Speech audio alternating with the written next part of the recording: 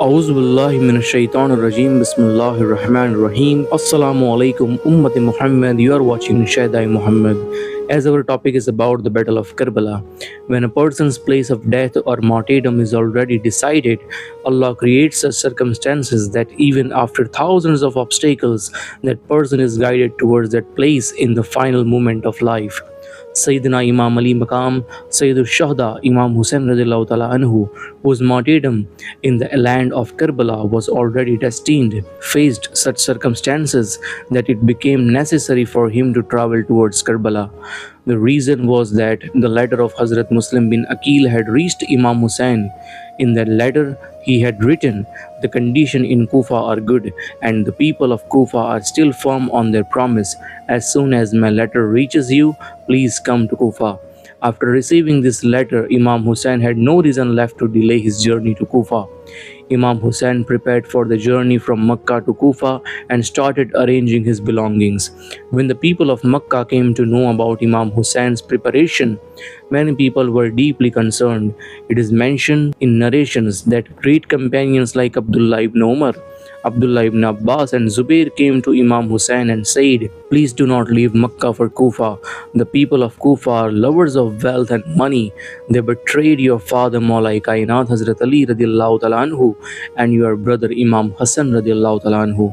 They are not calling you because they truly want to support you. They may be calling you to fight you. We fear that they may join hands with the rulers and attack you. Those who are inviting you may become your enemies." Imam Hussain replied, "I ask Allah Almighty goodness and guidance."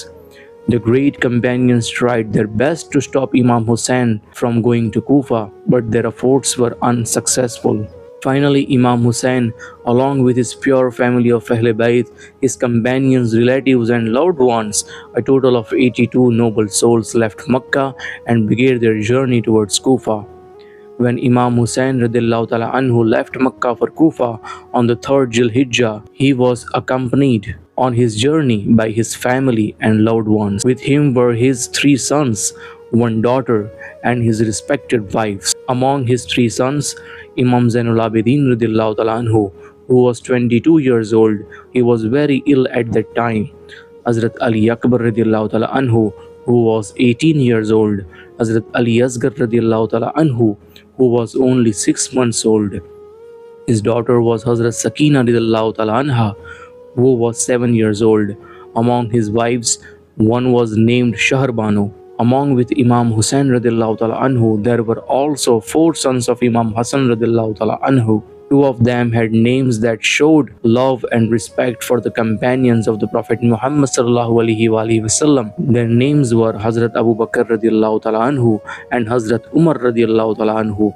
The other 2 were Hazrat Qasim radiallahu ta'ala anhu and Hazrat Abdullah radiallahu ta'ala anhu. Also with Imam Hussain radiallahu ta'ala anhu were 5 sons of Maulai Kainat Hazrat Ali radiallahu ta'ala anhu, Hazrat Abbas ibn Ali radiallahu ta'ala anhu, Hazrat Usman ibn Ali radiallahu ta'ala anhu, Hazrat Muhammad ibn Ali radiallahu ta'ala anhu, Hazrat Abdullah bin Ali radiallahu ta'ala anhu, Hazrat Zafar bin Ali radiallahu ta'ala anhu. Apart from them, Hazrat Aqil radiallahu ta'ala anhu was also present. From his 4 sons, 3 were with Imam Hussain radiallahu ta'ala anhu, Hazrat Abdullah radiallahu ta'ala anhu, Hazrat Abdul Rahman radiallahu ta'ala anhu, Hazrat Zafar radiallahu ta'ala anhu. His 4th son, Hazrat Muslim bin Aqil radiallahu ta'ala anhu, had already been martyred in Kufa before the journey reached Karbala. Also, Imam Hussein's 2 nephews, Hazrat Aun radiallahu ta'ala anhu and Hazrat Muhammad radiallahu ta'ala anhu, were part of his journey. In this way, the total group was 82 people, including 72 noble companions. In this way, the caravan of 82 noble souls left Makkah and reached a place called Saffa. There, Imam Hussain radiallahu ta'ala anhu meet a person named Farazdak. Imam Hussain radiallahu ta'ala anhu asked him about the situation in Kufa. Farazdak replied, "The hearts of the people there are with you, but their swords are with Banu Umayyah." Imam Hussain said, "You have spoken the truth, but everything is in the hands of Allah Almighty. Whatever He wants will happen. If Allah's decision is according to our wishes, we will thank Allah Almighty. And if Allah's decision is different from what we want, we know that Allah cannot decide anything wrong for us. Subhanallah. So we will remain patient and thankful. Then the caravan moved forward from Safa and reached Hajir.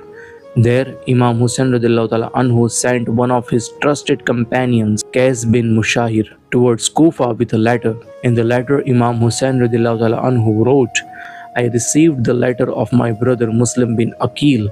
From it, I came to know that the conditions in Kufa are good and the people of Kufa are still firm on their promise.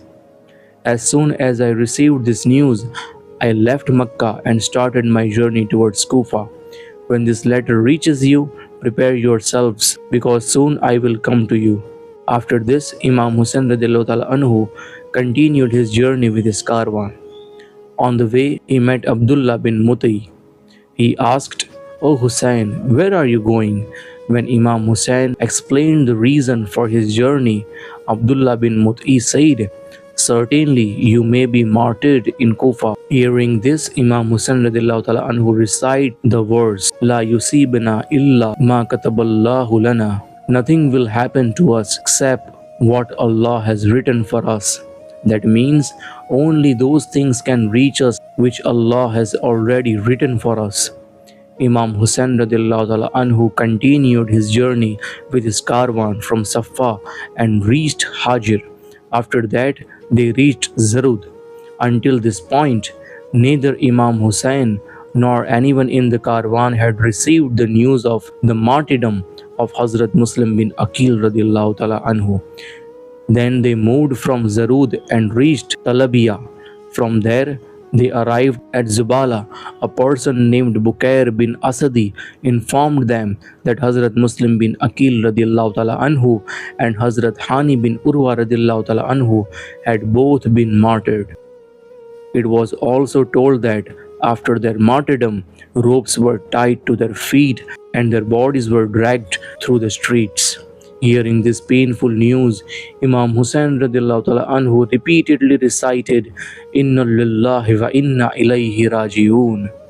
Then Imam Hussain radiallahu ta'ala anhu informed his entire caravan about this news and said, The people whom we trusted have broken our trust. Among you, whoever wants to return may go back. There is no blame upon him from my side. After this, the people who had joined the caravan on the way slowly began to leave. Only those remained who had come with Imam Hussain radiallahu ta'ala anhu from Medina. Then from Talabiya, the caravan continued and reached Zul Hasam.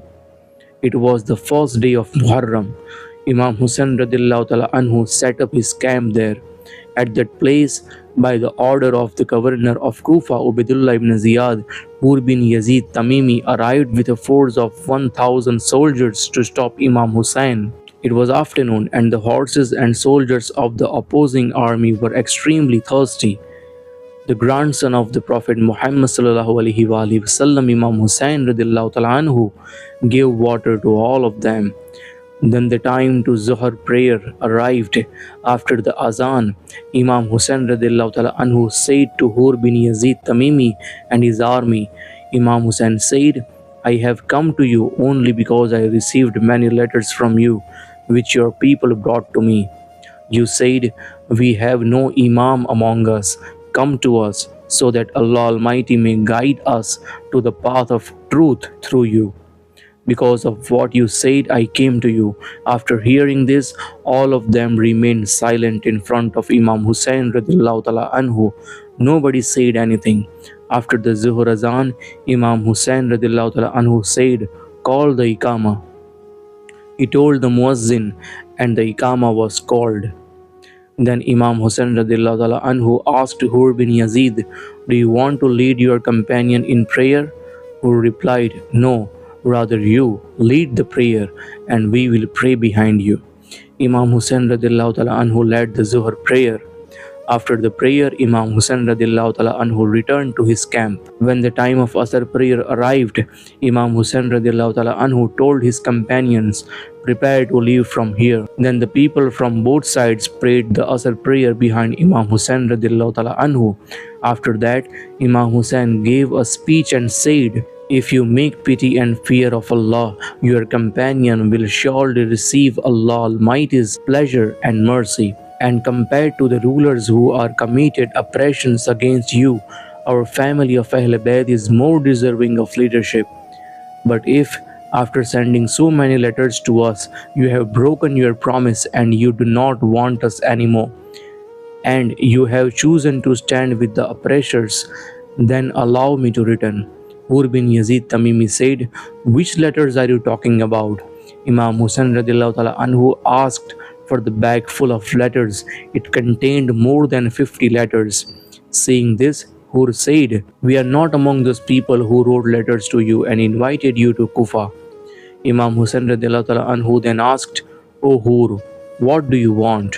Hur bin Yazid replied, we have received orders from Ubaidullah ibn Ziyad that I should take you to his court.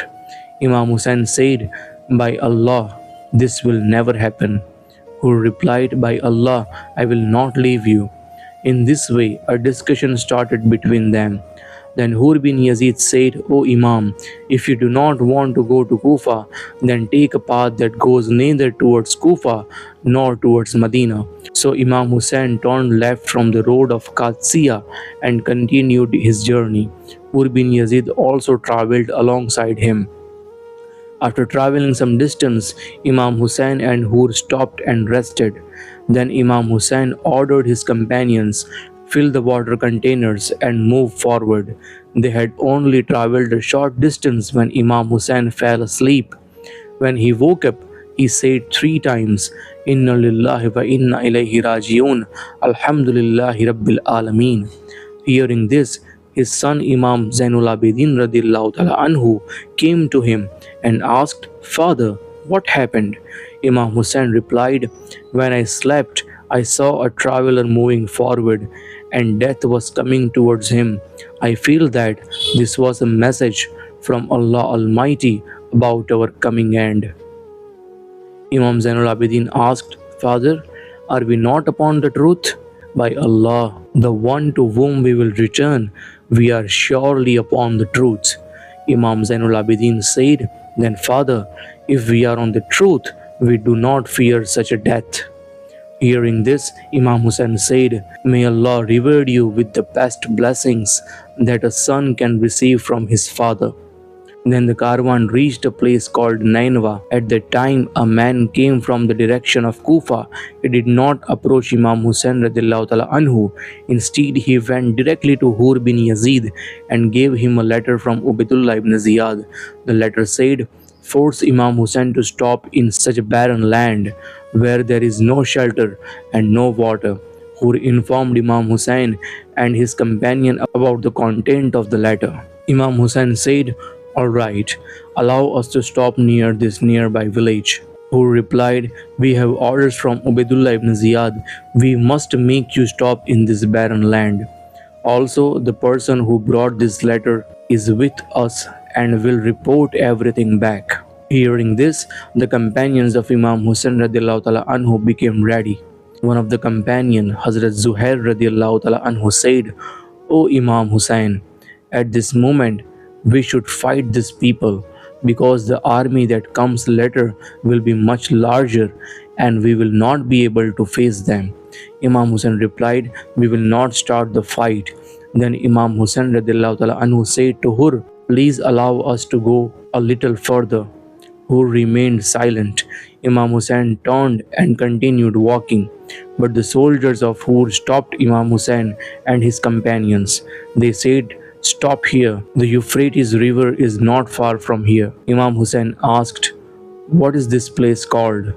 They replied, Karbala. As soon as Imam Hussain radiallahu ta'ala anhu heard the name Karbala, he respectfully got down from his horse and said, Hazihi Karbala, Mauzo Karbim wa Bala. This is Karbala, a place of sorrow and hardship. That means this is Karbala. It is a place of pain and trials. This is the place where our camels will sit, and here our companions will be martyred.